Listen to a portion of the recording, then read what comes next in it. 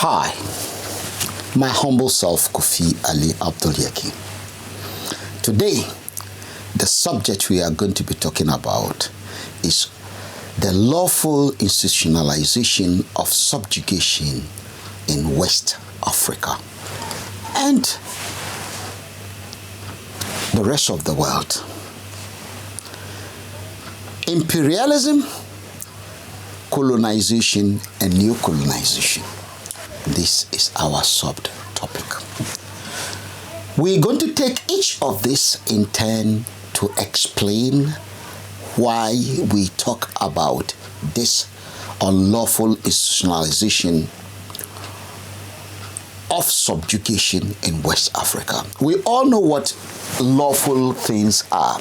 When things are made to have a lawful nature, that you have to do them by a form of law. So it is lawful and therefore binding. Institutionalization, in other words, the thing has been crafted to have a form of institutional enforcement mechanism to back the law that make it lawful. Of subjugation. Subjugation is simply a kind of what?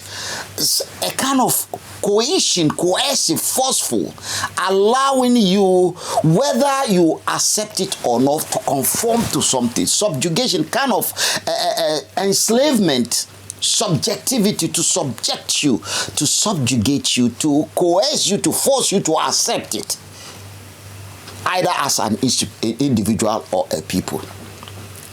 And when we talk about imperialism, then we are talking about a kind of a system, an imposed system, an imposed institutionalized lawful way of doing things, imposed on a people. Colonization, in other words, the environment in which this is done is kind of crafted, designed to do that thing. A neo-colonization. If you have got your independence, of course, you are no more a colony. Therefore, what you have now is called neo-colonization. Colonization, which we shall explain very well, what is colonization and what is the difference between colonization and neo-colonization, and how are the two connected to imperialism. And that is what we are going to talk about as we do in this video by the end of today. Now, let's move to the next level. I was approached by a number of youth asking for a definition of imperialism, as I often discuss the subject in my broadcast and other work. In answering the youth, I realized that colonization and neo-colonization were also relevant to their questions. The phrase lawful institutionalization of subjugation encompasses all of this concept. Then that brings me to defining colonization. And you realize that when you are defining colonization, neo-colonization, and imperialism, what you realize you are fighting is actually the lawful institutionalization of subjugation. That is what you are fighting against. So there is something that is, you think, is not allowing things to work the way they are. And when you start talking about colonization, neo-colonization, and imperialism, you are thinking of external factors. You are thinking beyond the internal factors, the endogenous factors. You are now thinking of exogenous factors that are responsible for the endogenous factors. So the variables here you have to be looking at what you can move, what are variable and what are non-variable, what you can change and what you cannot change, what are fixed and what are not fixed. And you start seeing yourself being able to deal with probably what you can address. But what are non-fixed, what you cannot fix, what you can't move, what you can't shift, you start going beyond to ask yourself, what about this? So many people today are trapped in focusing on what they can fix, and they are totally oblivion of what they think or believe they can fix. Now, let me begin by explaining neo-colonialism, then move on to colonization, and finally imperialism. Let's look at how neo-colonialism works.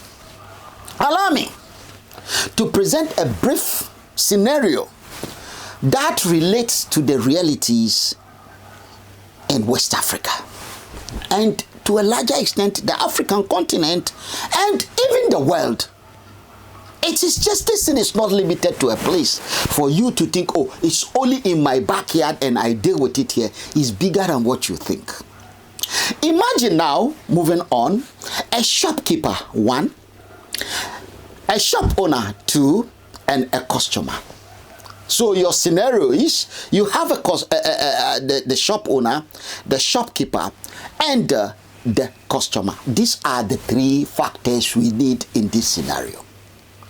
The shopkeeper is an employee of the shop owner, because the shop owner owns the shop and the shopkeeper will be his employee, and the customer is someone who trades with the shop owner. Yes. Now, the shop owner has a contract with the customer requiring the customer to pay a sum of £10, £100, sorry, every month. That is per month. Every month, the shop, that is the customer, is also supposed to pay the shop owner £100 every month. That is their contractual agreement. The customer, however, only pays £10 to the shopkeeper, and the remaining £90 keep for himself.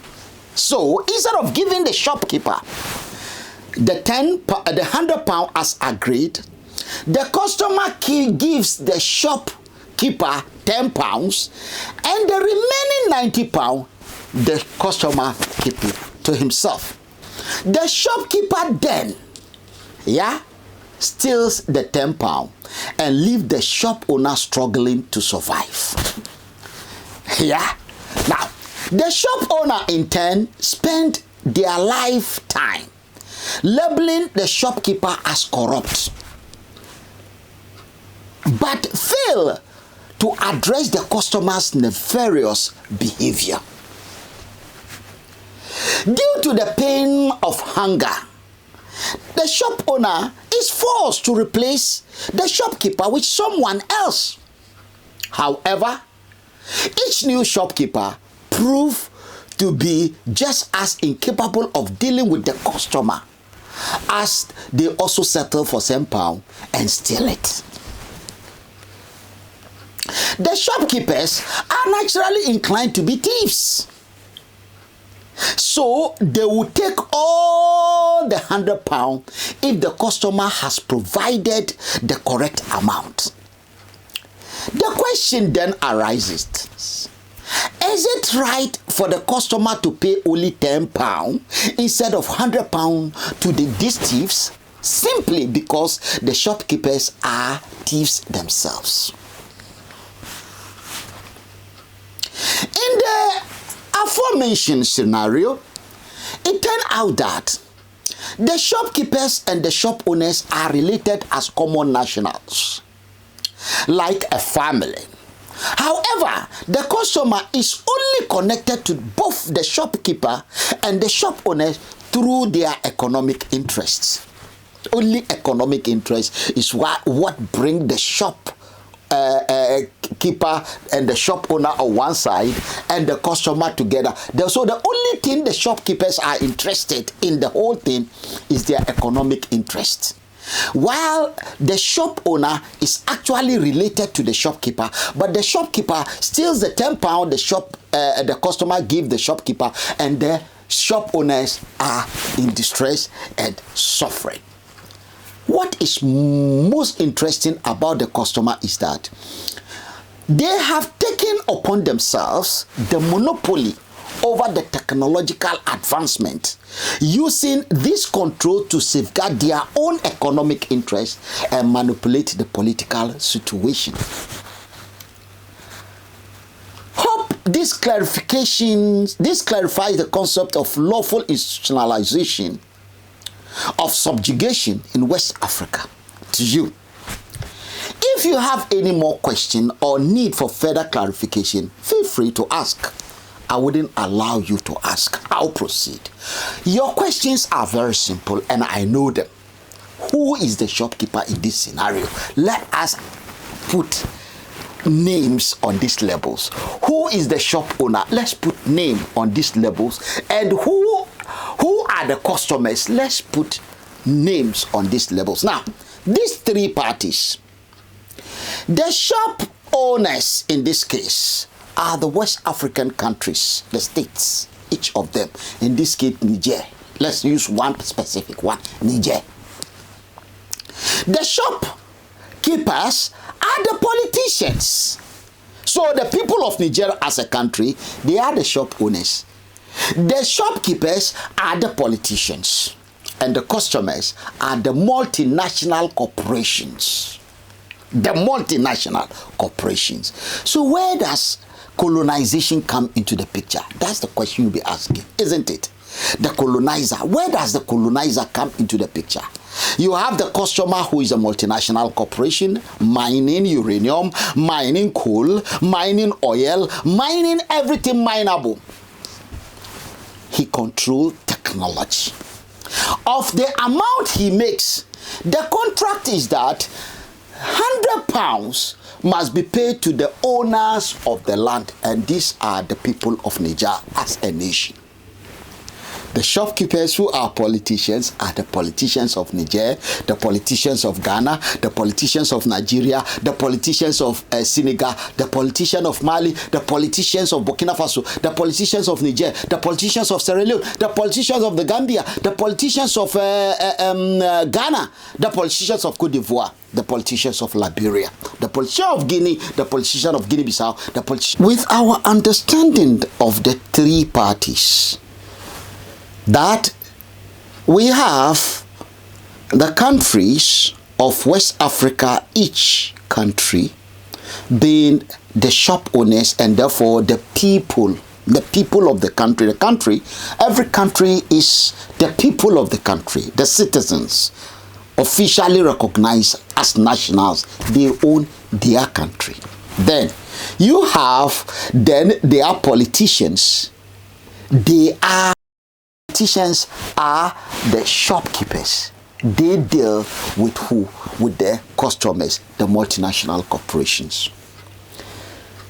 Sometimes we are confused by the name multinationals, so we think they are also nationals of the nation. And sometimes they are so smart, they can give the whole nation 1% as shares. You go to Nigeria, go to the share, you see stockholders, shareholders in Shell, and they think they own it. 1%. You can't even get half to 0.1% is what was given to them. The way this business is done is very interesting. Very, very interesting. Where does colonization comes in? Now, you've seen the picture of neo-colonization. In other words, the independent has been taken, isn't it?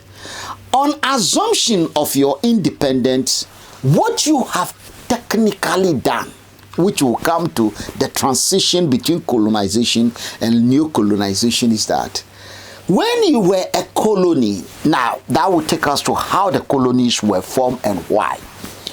When you were a colony, what you had is the governor general, and the job of the governor general is to make sure you are organized. So the governor general does the job of the politicians, today's politicians, and you sell your commodities, which you are doing, because at the level of your own development, your economic development was so low and your technological development was very, very low. Because the colonialists wanted the raw materials from your land and sell finished goods to you so that you can buy some of the things they use your raw material to make.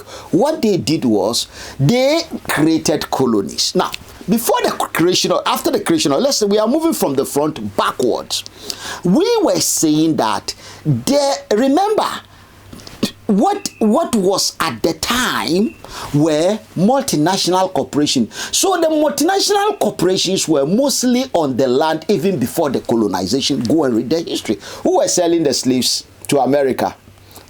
Yes, it was after the American independence. That's when the colonies were formed. And who were sending the slaves there? The multinational corporations.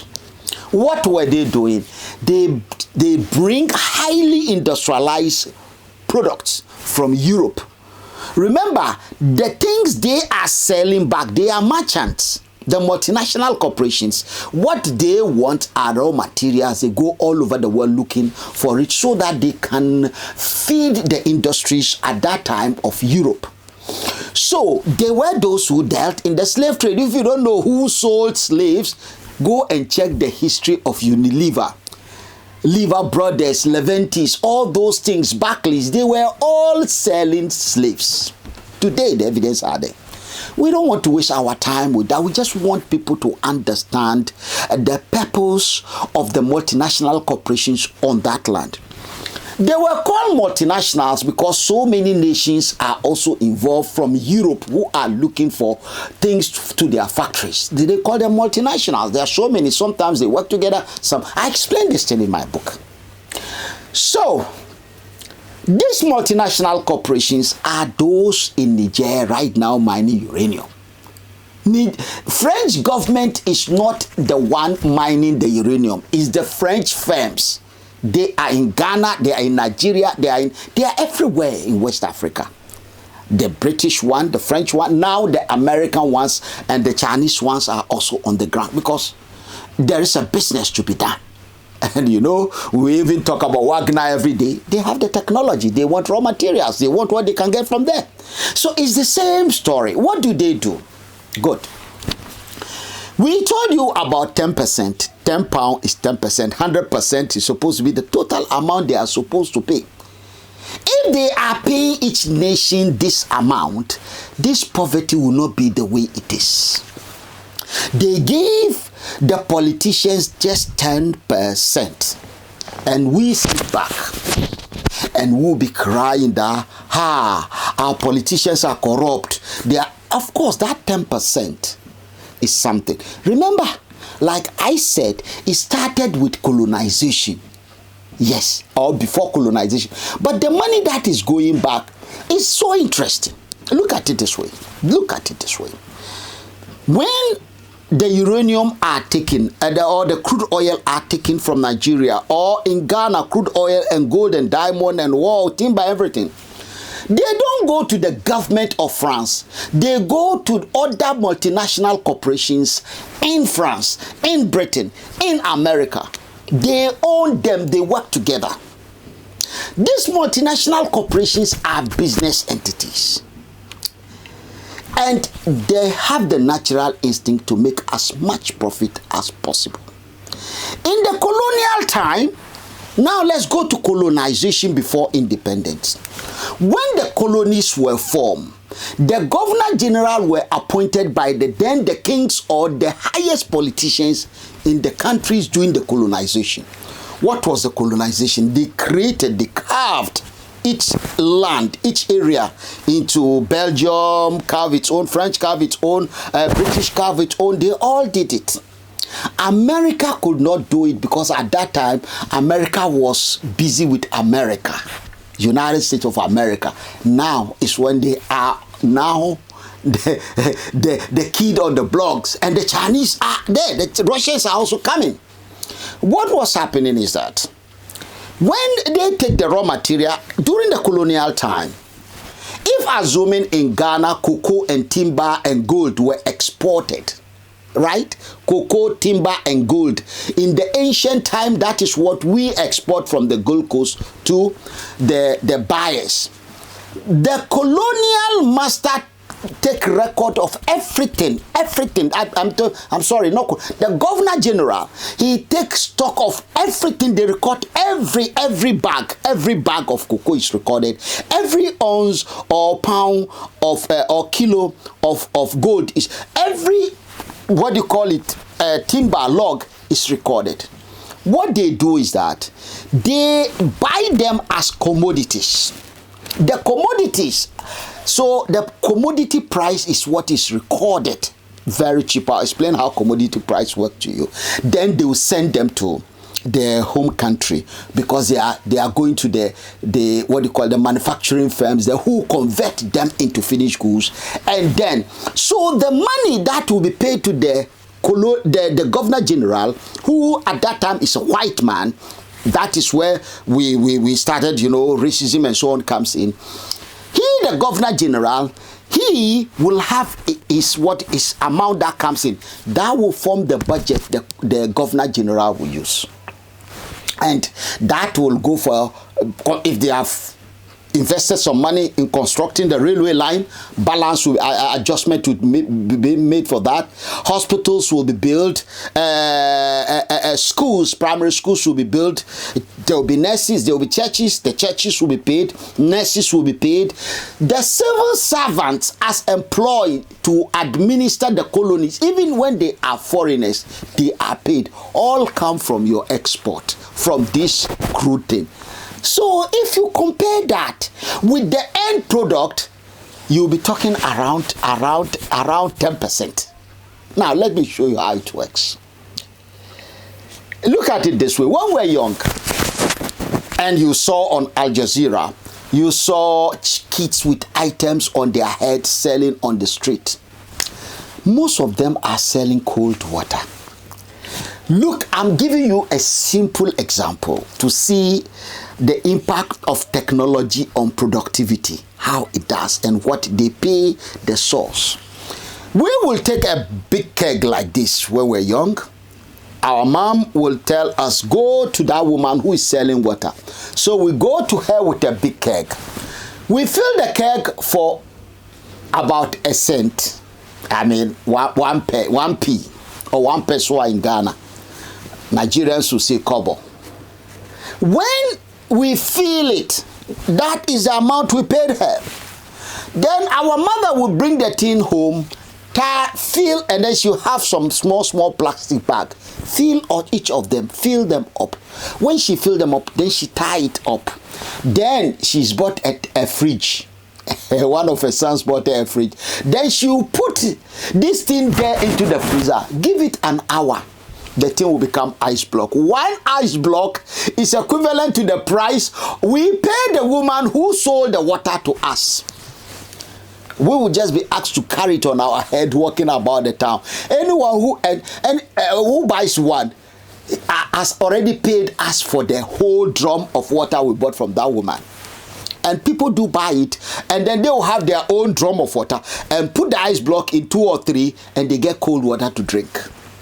Can you imagine we adding some colorant and sugar to it? Then we'll be selling them even in smaller pieces, and we make a lot of money. This is the game.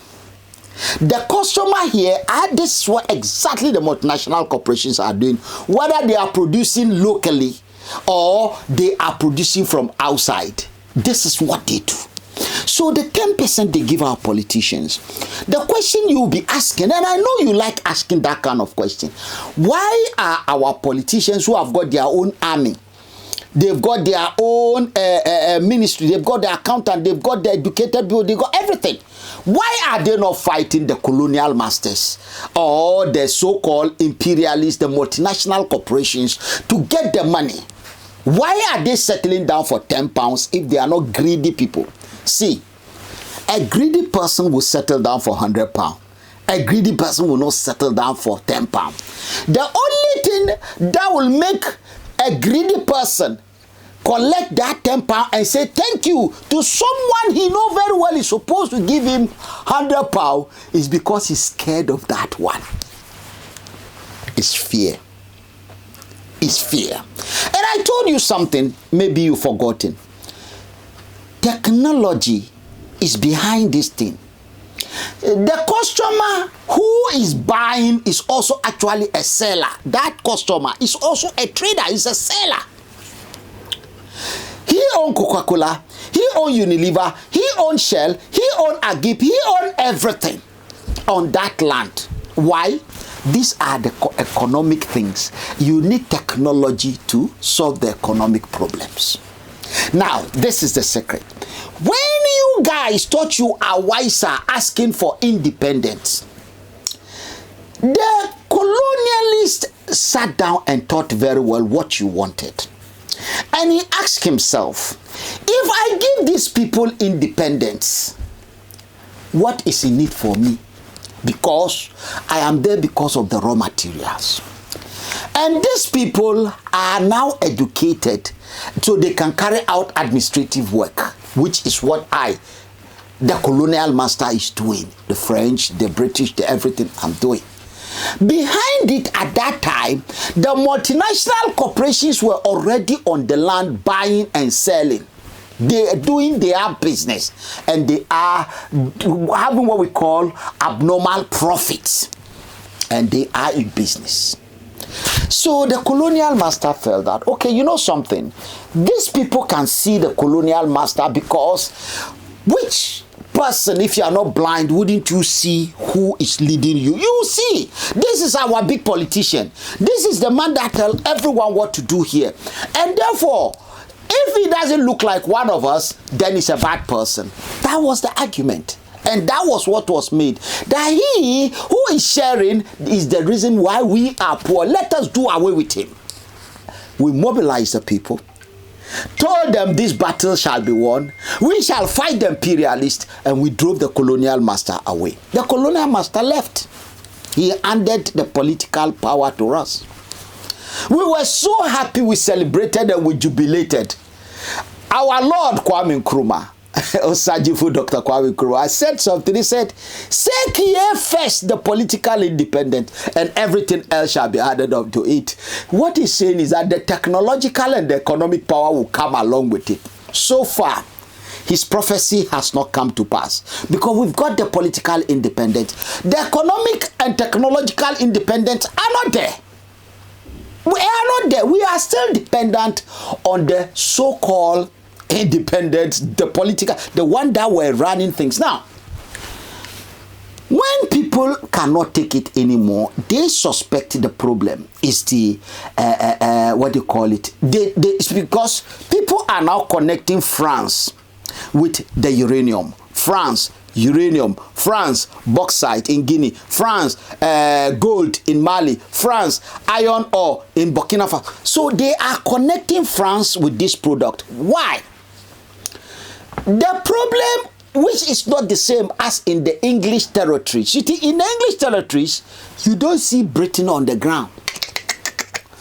They've left you and your politicians, corrupt politicians, to be getting their 10%. But the one that is dealing with you directly are the multinational corporations. And the multinational corporations are very invincible. You can't see them. They look like they are working for you. They employ some of you.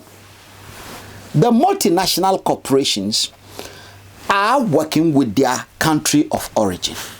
Coca-Cola works for America. If you buy one Coca-Cola, 1 cent go to Coca-Cola. Yes. So this is the way they work. When they give your government tax, they pay 10% of the total tax they ask. We are even looking, let's forget about other things. Let's just look at taxation. How many of us have gone in to have a detailed taxation of Shell, of Chevron, of Agip, of Elf, of all Unilever, all of them? Let us have in our parliament the tax they pay. One thing you will notice is that they don't pay any serious tax. When the politicians say, you are not paying, you are supposed to increase the money a little bit, then they start developing cold feet at the United Nations and in the diplomatic circle. And before you know, everything is down. Your politicians are now, in fact, they want more money to steal in West Africa. They need more money. Now the city, the town, and the politicians are connected to the people. They need more money. Now, the multinational corporations are also very good. They have infiltrated through the so-called donor funding and international media and so on. They've created these non-governmental NGOs, you know, charity bodies and so on. And you'll be shocked, even your lecturers in the universities are paid by them. So when election is coming, what do?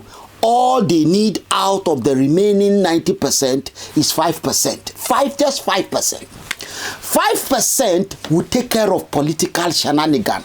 1% go to NGOs, all of them, sort them out. And they'll be talking like mad people. Why? Their mouth is full. 10%, 1% fill the NGO, all of them. Then you see British charity, American charity, French Sasson Franc, and all, it's all a lie. It is your own money they use to feed you, and they give you the bones. This has been institutionalized. This is when people cannot take it anymore, and they realize they can't win. This way is going, and they take arms and start attacking. Like in Nigeria, the oil facilities. They start attacking in Niger. In Niger, they are attacking the uranium firms. In Mali, in so on, Burkina Faso.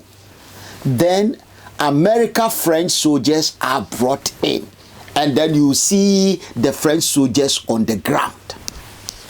The multinational corporations, they don't have army. They don't have army. The countries where they come from is where the army come from. And so if you can buy the politicians, they are buyable. Politicians are buyable. And politicians can be cheap, very cheap. If you want to do prostitution, with all due respect, if you want to steal, why don't you steal something big? Why are you smaller thieves? Now look at it. A thief can be a good person. Yes, a thief can be a good thief. In the United States of America, at the time they were being colonized, the industry and the technology, the free technology, were in Europe. Britain was using it to terrorize them. Yes, what did they do? When they did away with British Empire and they got their independence and formed the United States of America, they made a promise to themselves that nothing out of America will go in a raw form to any other land. It must be produced inside America. And the federal government came out corrupt, but they corrupt on 100%. Yes, so when you have people who are collecting 100%, they are your brothers. They are your thieves. They are your thieves. The 100%, it will trickle down. But when you have colonies fighting against imperialism, how can colonies as independent alone fight each one by one, fight the imperial? It's impossible. It's totally impossible. Yes. We have preached. Let us get our own criminals there. Because it is difficult, especially in a democracy. Even in Russia and China, they are not that holy. It is the powerful, and the powerful must be rich. Even in Britain, the most powerful one is the king. And the House of Lords, nobody vote for them. So what are we talking for here? And it's working for them. Working very well. I was in Windsor yesterday.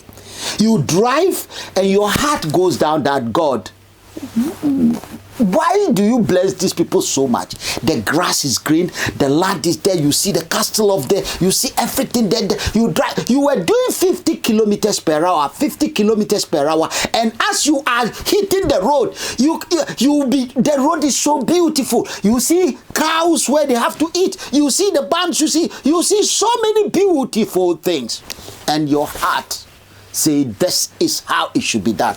Nobody vote for the king. Nobody vote for him. They only vote for their prime minister. But they are blessed. Why can't we look at this? Or you go to America, you go to places, yes, there can be some poverty in America. If half Nigerians have packed their things and gone to America and they come back, futu, big, my brother, there's God there. Let us also do our own in West Africa. Now, this is the problem. And I'll be coming to that. I want to talk about that in another clip with you. Yes, our gods must be mad. That is the title we'll be coming to talk about. But for now, can you see where the imperialist is coming in? The imperialist is the multinational corporations and their country army ganging up together to kill people locally just to sustain their common interest. They are either from the colonialist land or an external neo-colonizer, which where America and the European allies have a common interest. What is wrong in having made in West African car competing with other cars, either electric or flying or swimming cars in China, in Russia, Moscow, in Europe, every part of Europe and America? Why can't we also export our own West African made car, ECOWAS? What we are okay with is now we are putting sanctions on our own brother. Tell me, what exactly are the Nigerians producing? You show them on Al Jazeera, dirty trucks full of mess. God knows where they are going to. They say they are crossing border. You can't even count them. That's not how goods are moved in these modern days. That is why this. What is the trade among us? West Africa, it's not up to 5%. In fact, it's not, because what we are moving around to go and sell, the multinational corporations are all over the place on the land. They sell everything.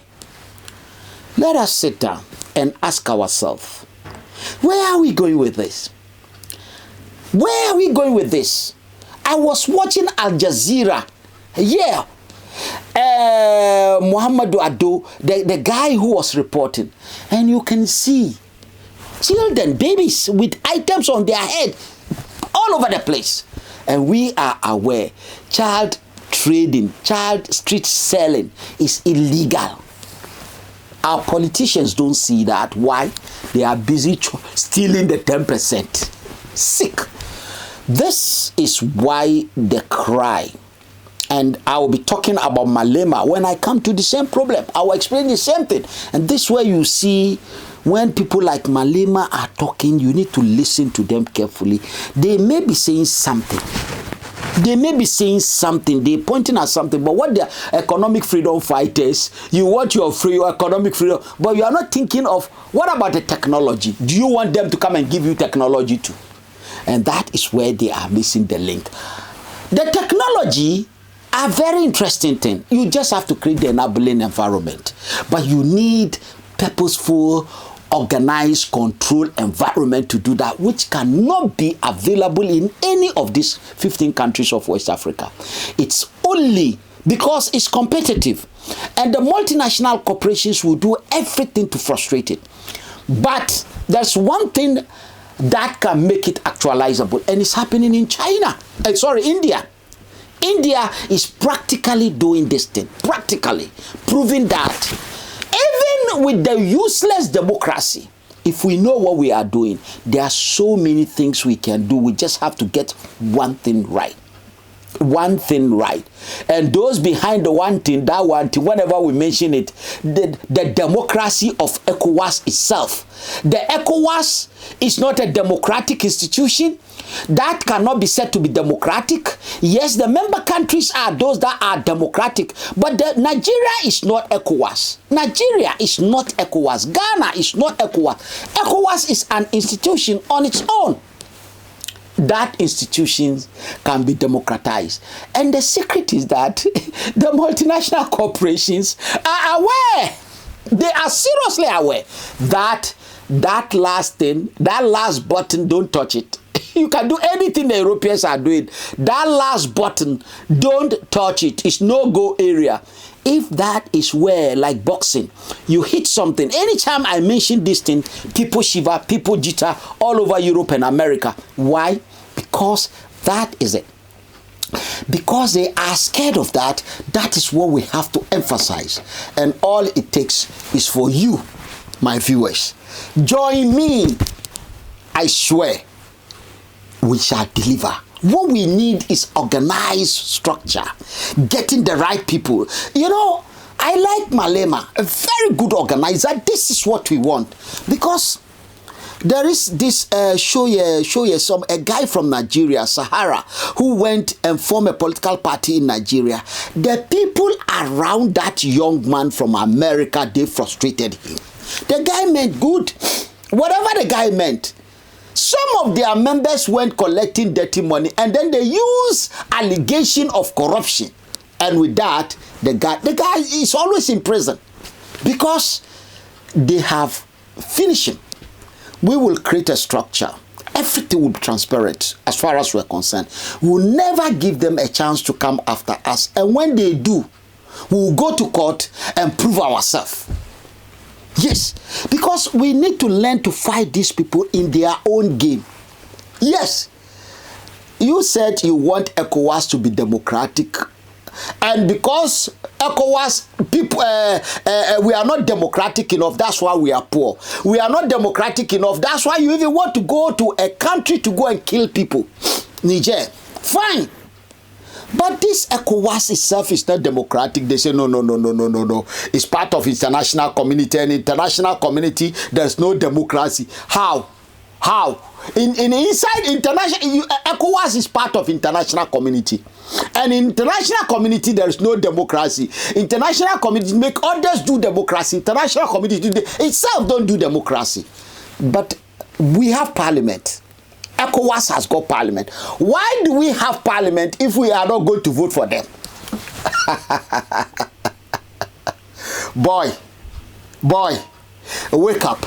Let us all realize that. Look, I can't sit down every day seeing poverty every day, every night. I see it. Some of you, especially those of you who are busy fighting the beggars politician, 10%, 10 pound. You are following them. You are following them in Ghana and this MPP. They are fighting over 10%. 10%. Even Kwesi Pratt, a guy called Kwesi, said, even if they get all the 10%, what would they do with it? Assuming, okay, this all the money they got. And he mentioned an amount. Then he say, assuming this all what they got, it doesn't solve any problem. So there's more to this problem than you are looking at it. My humble self, Kofi Ali Abdul-Yekin. I do not leave you without introducing my book to you. I know most of you have got their copies. The Secret of Great Nations. This book says a lot about multinational corporations. The day we will solve this problem of the multinational corporations, that is the day sanction will be a history. Why? Right to self-determination, and you are putting sanction on the people. Who are you? The fear of what the technological withdrawal of the Europeans and American, and to some extent the Chinese and the Russian, is particularly the American and the European imperialists. Neo-colonialism will continue to be with us. We need to be able to provide practical solution to the problem of technology so that our political independence will be connected to our economic independence, and our economic independence will be connected to our technological independence. Right to self-determination will always be impossible if we don't control this tree by the laws made by our members of ECOWAS Parliament. Thank you very much. There you go. Get yourself a copy. This is my latest book, The Secret of Great Nations. And you go to my website at www.ecdra.org.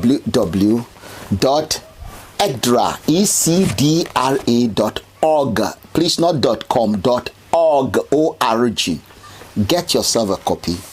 And remember as well, share this with your friends and family, and more importantly, please remember to subscribe. We have a long way to go. It's a battle and it's a journey, and we need to go together.